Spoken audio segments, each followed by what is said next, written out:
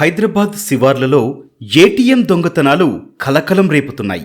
శివారు ప్రాంతాలని లక్ష్యంగా చేసుకుని ఏటీఎంలను బద్దలు కొట్టి మరీ అంతర్రాష్ట్ర ముఠాలు లక్షల రూపాయలు దోచుకెళ్తున్నాయి. హర్యానా మేవత్ జిల్లాకు చెందిన కొందరు ముఠాగా ఏర్పడి ఏటీఎంలను లక్ష్యంగా చేసుకుంటున్నారు. ఏటీఎం కేంద్రాల వద్ద సెక్యూరిటీ గార్డ్స్ ఉండకపోవడం దొంగలకు వరంగా మారుతోంది. ముందుగా రెక్కీ నిర్వహించి ఆ తర్వాత దోపిడీలకు పాల్పడుతున్నారు.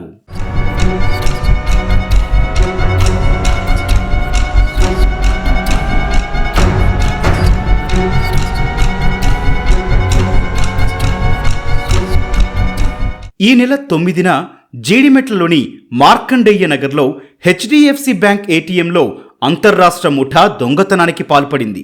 గ్యాస్ కట్టర్లతో ఏటీఎంను కొల్లగొట్టి 34,71,000 రూపాయలు దోచుకెళ్లారు.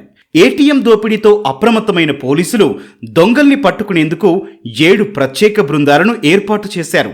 500 సీసీ కెమెరాలను పరిశీలించి సెల్ ఫోన్ సిగ్నల్స్తో పాటు ఇతర సాంకేతిక ఆధారాలను సేకరించారు.